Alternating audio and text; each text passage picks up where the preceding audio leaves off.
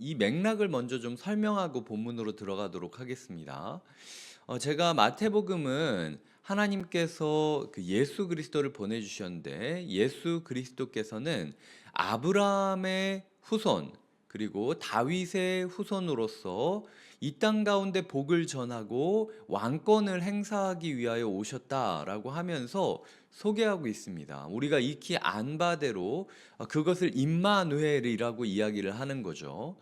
그 예수 그리스도께서 세상에 오신 것을 이야기하고 그리고 마치 창세기부터 신명기까지 모세 오경이라고 불려지는 5가지의 성경을 유대인들이 인생의 기준으로 삼고 살아갔던 것처럼 예수 그리스도께서 이 땅에 오셔서 행하셨던 일은 다시 한번 모세오경 새로운 기준점, 새로운 기준을 주시러 오신 것이다 라는 이야기를 하면서 마태복음은 의도적으로 5가지의 큰 설교, 큰 대화를 중심으로 마태복음을 채워가고 있습니다.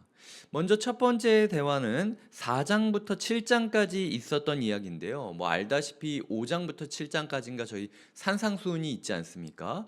예수님께서 오셔서 산 위에서 아래를 보시며 얘기하시는 거죠. 마치 신의 산 위에서 하나님이 출애굽 여행을 떠나는 백성들에게 노예였던 너희를 내 백성으로 삼은 이는 너희가 아니라 나였다 라고 이야기를 하면서 새로운 삶의 시작점을 선포하시듯이 예수님께서 이야기하는 거죠. 심령이 가난한 자는 복이 있다.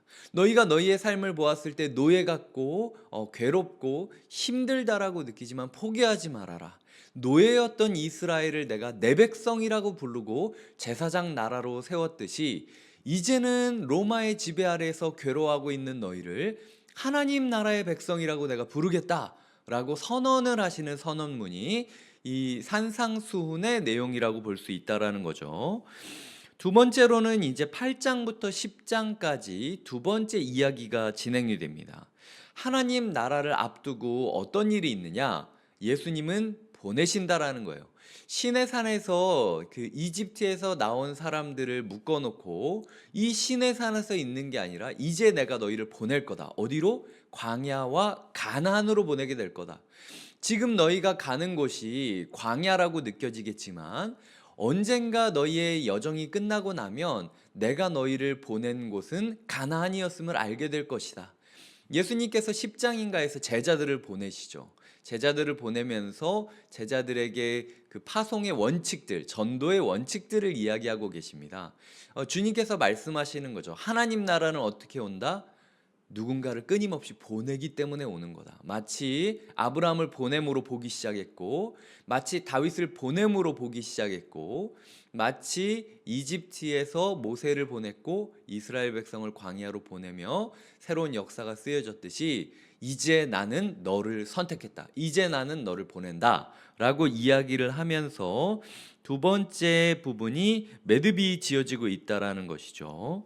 세 번째로 11장부터 13장까지를 보면은 보내서 뭘 하는 거냐라는 이야기에 대해서 맥락이 주어지고 있습니다. 13장에 하나님 나라의 비유가 있죠. 씨 뿌리는 하나님에 대한 비유. 하나님께서 30배, 60배, 100배의 결과가 날 때까지 내가 끊임없이 뿌리고 뿌리고 뿌리리라. 너희는 너희의 마음을 볼 때 때로는 길가, 때로는 돌짝밭, 때로는 가시덤불 이렇게 여길 수도 있겠지만 걱정하지 마라. 나는 계속 누군가를 보낼 것이고 너희가 진정 나를 맞이할 때까지 그리고 하나님 나라가 이 열방 가운데 무리바다 덮음같이 하나님을 인정하는 그 마음이 온 세상을 가득 채울 때까지 내가 반드시 말씀을 포기하지 않고 뿌리겠다 라고 하는 게 주님께서 주시는 세 번째 기준점입니다. 첫 번째는 하나님의 나라가 임할 것이다. 두 번째는 그를 위하여 내가 누군가를 보내야 된다. 세 번째로는 보낸 이들을 통하여 말씀을 뿌릴 것이다. 네 번째는 14장부터 20장까지 그 말씀을 뿌림으로써 말씀이 어떻게 움트고 열매 맺는 것인가 라는 질문에 있어 예수님은 말씀하시는 거죠. 신앙 고백이 중요하다. 너희는 나를 누구라고 하느냐? 주님께서 자기에게 바른 신앙 고백을 하는 이들을 칭찬하시고 그리고 신앙 고백을 하는 이들에게 예수의 정체를 밝히 보여주고 계시다라는 것. 우리가 예수를 이해하지 못하고 예수를 부인하고 싶은 생각들이 많고 예수를 내 뜻대로 조종하고 싶은 생각들이 많지만, 그럼에도 불구하고 하나님께서는 반복적으로 이는 내 기뻐하는 아들이고 사랑하는 아들이니 그의 말을 들어라 라고 변화산에서 이야기하지 않습니까? 하나님께서는 예수님의 고백, 예수님의 자기 정체성을 나타내는 그 예수님의 자기 고백을 우리의 신앙 고백으로 삼기를 원한다라는 거예요. 내 마음, 내 취향, 내 생각으로 예수님을 판단하는 게 아니라 말씀이 외치는 예수님의 정체를 우리가 인정하고 순종하는, 순복하는 모습을 갖기를 원한다. 이것이 하나님께서 제자를 보내시고 우리에게 말씀을 심은 이유라는 것이죠. 주님께서 던지신 그 말씀이 이제는 내 말씀, 내 고백이 되는 그 사람들이 모인 그 자리는 반드시 하나님의 나라일 것이다 라고 예언을 하고 있는 겁니다. 자, 이제 21장부터 25장 정도까지의 내용은요, 그럼 이 하나님 나라가 세상 가운데 임하기 위하여 필연적으로 존재하는 게 뭐냐 라고 이야기를 할 때 충돌이 있을 거다라고 이야기를 하는 거죠. 마치 한 알의 씨앗이 땅에 뿌리를 내리기 위하여 그 아주 견고하고 딱딱한 땅이지 않습니까? 생명이 거기 뿌리를 내리기 위해서는요, 정말 에너지를 집중하면서 그 하나하나 그 빈틈을 파고들어서 내려야 뿌리를 내릴 수 있는 거예요.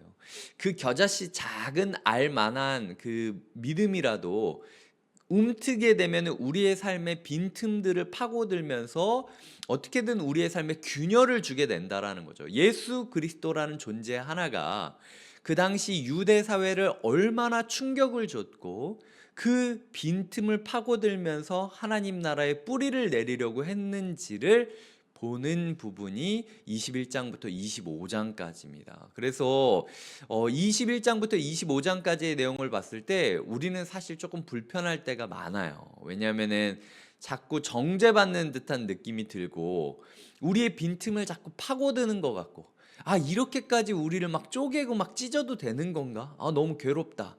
하나님은 언제 은혜를 주시지? 이런 생각들이 들 수 있다라는 거죠. 근데 말씀드렸듯 후벼파지 않으면 뿌리는 내리지 않는다. 뿌리 내리지 않으면 자라지 않는다. 자라지 않으면 열매 맺지 않는다. 때로는 오늘 말씀을 통하여 주님께서 우리의 삶의 빈틈들을 막 후벼파시고 너도 위선자 아니냐라고 이야기하는 모습들을 준다 할지라도요, 이 과정은 우리의 마음밭을 일구기 위한 밭갈이라고 생각하시면 좋을 것 같아요. 여기서 농사를 포기해버리면요, 아무것도 안 됩니다. 오히려 우리를 수술하시는, 우리의 삶에 뿌리 내리시는 말씀에 감사하면서 기꺼이 내 삶을 쪼개십시오. 내 삶의 곳곳을 파고드십시오. 그로 말미암아 열매 맺어 주십시오라고 간절히 구하는 하루가 되어야 된다라는 겁니다. 오늘 본문을 보면요, 사두개인들의 그 심장을 후벼 파는 예수님의 말씀이 나옵니다. 사두개인들은요, 부활이 없다라고 이야기하던 사람이었습니다. 왜냐하면은 그들이 이제 신앙생활을 막 하다 보니까 어차피 인간은 다 죄인이고 이 시대는 내 마음대로 되는 것도 없고 그냥 오늘 이 자리에 충실하자, 우리 너무 막 멀리 보지 말고 그냥 하나님은 어떤 존재, 지금 이 자리에 축복을 베풀어 줄지 안 베풀어 줄지를 결정하는 존재다 라고 생각을 하던 사람들이었던 거죠. 이 사람들 꽤 잘 나갔습니다. 왜냐하면은 오늘에 충실해야 된다. 오늘 복 받는 게 그리스도인에게 있어서, 유대인에게 있어서 가장 중요하다라고 생각했던 사람이기 때문에 어떻게든 당시 사회의 중심으로 들어가려고 애를 쓰던 사람들이었어요. 그래서 이 사내들인 공의 대다수가 사두개인들이라고 생각할 수 있을 정도로 여튼 유대 정치의 중심에 있었다 라고 생각을 하시면 좋을 것 같습니다. 그런 현세주의자적인 모습을 우리가 생각한다면 어떤 모습이 있을까요? 부활이고 우리의 영원이고 이런 거 모르겠고 오늘 복 받는 사람만 복이다. 그래서 어떻게든 오늘 내가 돈을 많이 벌어야 되고 어떻게든 내가 좋은 곳에서 살아야 되고 그럴 때 전도가 될 수 있는 거 아닙니까, 주님? 제가 못 살고 제가 힘들고 제가 괴로우면 그 복음이 어떻게 전해지겠습니까? 라고 얘기하는 사람들의 빈틈을 주님께서 지금 파고들고 있는 거예요. 니네도 지금 사두개인이랑 똑같은 거 아니니? 오늘 이 자리에서 네가 뭔가 있어 보이면 하나님이 축복해 준 것 같고, 오늘 이 자리에서 네가 봤을 때 아무것도 없어 보이면 마치 저주받은 것처럼 느끼는 사두개인들의 모습.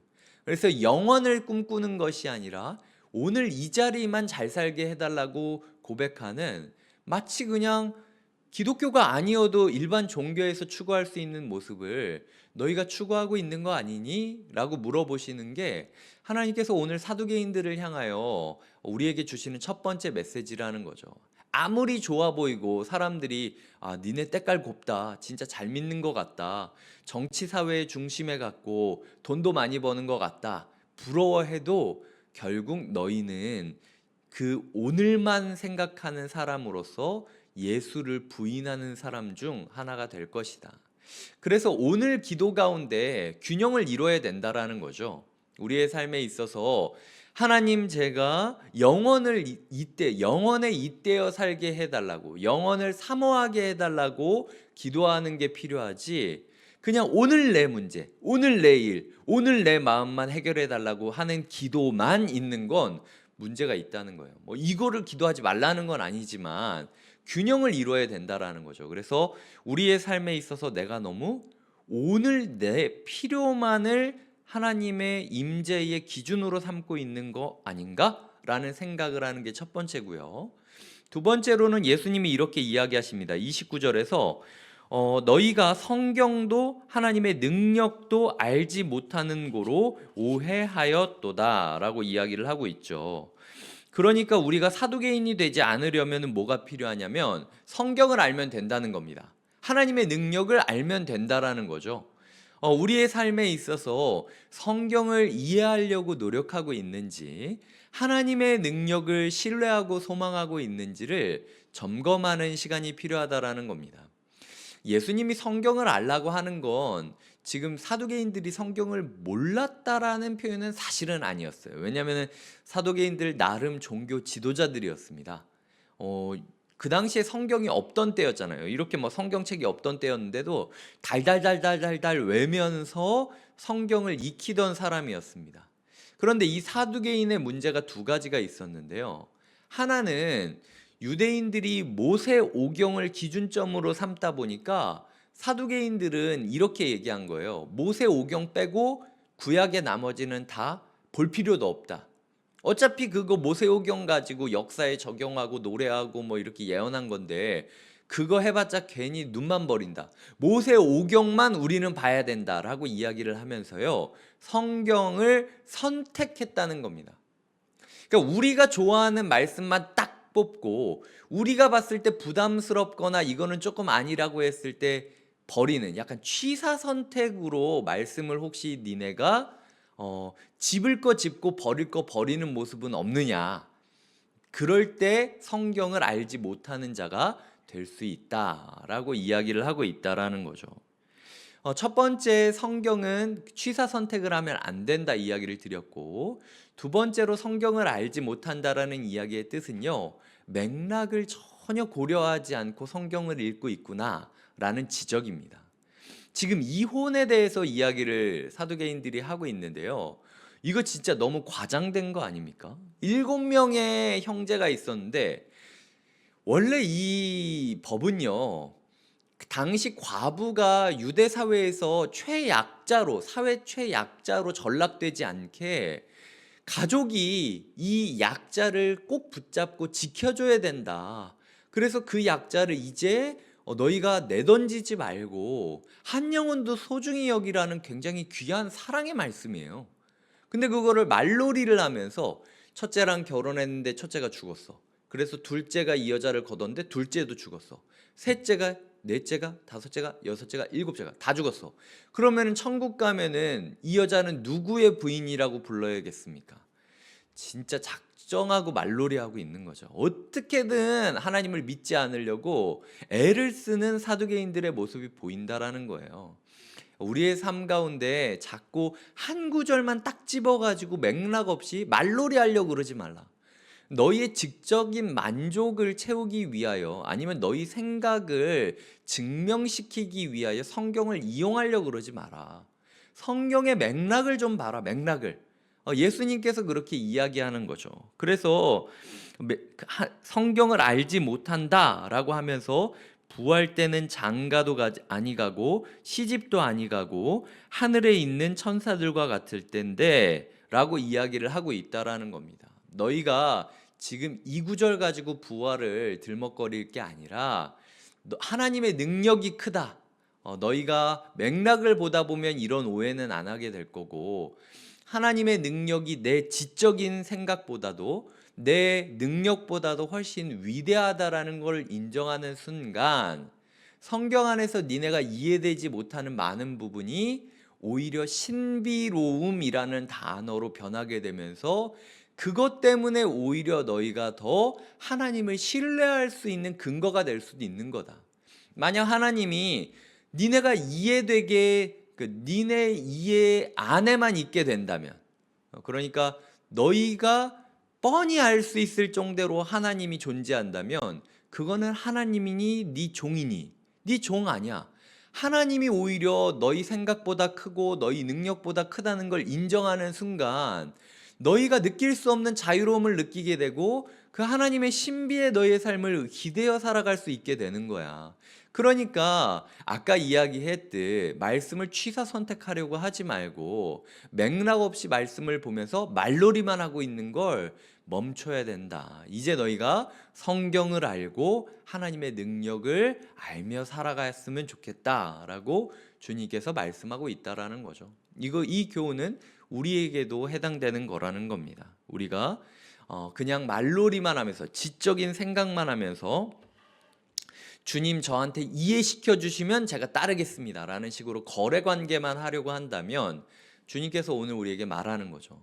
네 좋은 말만 끄집어내 가지고 나를 협박하려고 하지 말고, 내가 이번 주에 너한테 한 말이 뭔지 차분히 생각해 보면서 나의 능력을 의지했으면 좋겠다. 주님께서 이번 한 주간 우리에게 이 마음을 주고 있다라는 거예요. 지금 우리가 몇 주 동안 어떤 이야기를 하고 있습니까? 아브라함조차도 우상이 있었다. 그러니까 우리의 우상이 있을 수 있다라는 거예요. 돈일 수도 있고, 직장일 수도 있고, 아니면은 인간 관계일 수도 있고, 모두가 나를 사랑해 주기 바란다든지, 이런 부분들이 우리에게 우상이 될 수 있다라는 거예요. 그게 뭔지 찾고 제거해야 된다. 사탕인 줄 알고 먹은 구슬을 뱉어내지 않으면 너 죽어 라고 이야기하는 하나님의 음성이 어제 설교를 통해서 몇 주간 우리가 들었던 메시지입니다. 그런데도 월요일이 됐는데 내 우상이 뭔지 찾으려는 생각은 전혀 안 하고 그냥 멍하니 앉아가지고 우리가 말씀을 들으려고만 하면은, 하나님이 우리한테 야, 주고 싶어도 이미 내가 너한테 줬던 말씀으로 네가 청소가 돼야 다음 걸 줄 수 있지, 먼저 그거부터 해결하고 오자 우리 라고 얘기를 할 수 있다라는 거죠. 그래서 우리가 이런 말씀들을 기억하면서 올바로 말씀을 배워야 하는 게 필요하고요. 세 번째로 이야기 드리고 싶은 것은 32절입니다. 나는 아브라함의 하나님이요 이삭의 하나님이요 야곱의 하나님이로다. 하나님은 죽은 자의 하나님이 아니요 살아있는 자의 하나님이시니라 하시니 라고 이야기를 하는데요. 사두개인들은 아니었겠지만 유대인들이 매일마다 외웠던 18개의 축원문이 있습니다. 그 18개의 축원문을 매일 기도하면서 하나님 우리 이런 사람들 되게 해주세요. 마치 주기도문 사도신경처럼 매일 외웠던 18개의 축원문이 있어요. 근데 첫 번째가 뭔지 아십니까? 하나님은 역사의 주인입니다. 아브라함의 하나님, 이삭의 하나님, 야곱의 하나님이라고 시작을 해요. 그러니까 지금 예수님이 얘기한 그 문장이 맨날 니네가 외우고 있는 그거 첫 번째. 두 번째가 뭔지 아십니까? 18번째 중에 하나님은 죽은 자의 하나님이 아니요 산 자의 하나님입니다. 하나님은 생명의 근원이십니다 라고 고백하는 게 18번째 축원문 중 두 번째 축원문입니다. 하나님이 또 얘기하는 거죠. 그거 그러니까 엉뚱한 거 새 거 구하려고 하지 말고 이미 네가 외우고 있는 그거, 그거 묵상해, 그거. 이미 내가 정답을 줬다. 어렵게 찾으려고 하지 말고 정답은 이미 너의 안에 들어가 있다 라고 주님께서 말하고 있다라는 거죠. 우리가 성경을 지적 노름처럼 여기면서 꼭 뭔가 새로운 지식을 발견하면 뭔가 은혜 받은 것 같고, 아무것도 발견하지 못하고 옛날에 들었던 그 얘긴데? 라고 하면 마음이 확 식고 이러면 안 된다라는 거예요. 정답은 이미 우리에게 주셨으니 그 말씀을 우리의 삶에 체화하고 그 말씀이 주어진 맥락을 우리가 따져가면서 하나님의 능력을 소망하며 산다면 사두개인들과 같이 되지 않을 것이다 약속하시는 하나님의 능력을 우리가 맞이할 수 있다라는 거죠. 말씀을 맺겠습니다. 이런 맥락 가운데 예수님이 하나를 약속해 주세요. 하나님은 죽은 자의 하나님이 아니라 산자의 하나님이고, 아브라함의 하나님이었던 분, 이삭의 하나님이었던 분, 야곱의 하나님이었던 분, 아브라함을 살아있을 때는 사용하다가 아브라함이 죽어서 쓸모가 없어지니까 버리고, 이삭을 선택해서 사용하다가 이삭이 죽으니까 쓸모 없어져서 버리고, 그러다가 야곱을 사용하다가 야곱이 쓸모 없어져서 죽어버리면은 버리는 분이 아니라 지금도 부활이요 생명의 근원이 되셔서 하나님 보좌 근처에 아브라함과 이삭과 야곱을 동시에 앉히시면서 끝까지 이들을 자기 사람으로 삼고 자기 나라 백성으로 삼아주시는 시간과 공간을 초월하시는 능력과 사랑의 하나님이 지금 성경을 똑바로 이해하고 예수 그리스도께 나아오는 모든 이에게 너희가 아브라함 곁에 서 있을 기회를 주겠다. 이삭 곁에 서 있을 기회를 주겠다. 야곱과 함께 하나님 나라에서 신앙생활할 수 있는 기쁨을 주겠다 라고 약속을 해주고 계시다라는 거죠.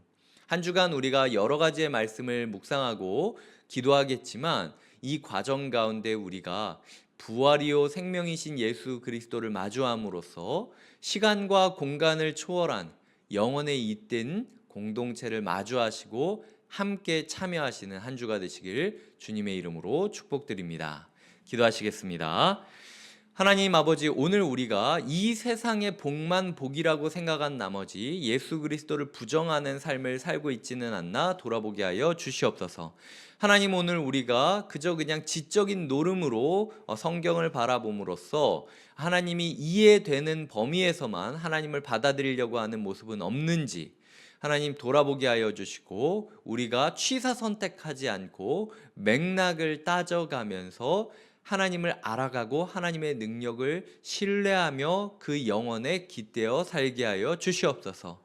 하나님, 정답은 우리 가까이 있다고 하신 주님, 우리가 멀리서 새로운 것을 찾는 게 아니라 이미 우리 곁에 있는 익숙한 말씀들을 다시 한번 묵상하게 하여 주시고, 그로 말미암아 우리가 시간과 공간을 초월한 사랑과 능력의 공동체에 참여할 수 있는 한 주 되게 하여 주시옵소서. 감사하고 예수님의 이름으로 기도드립니다. 아멘.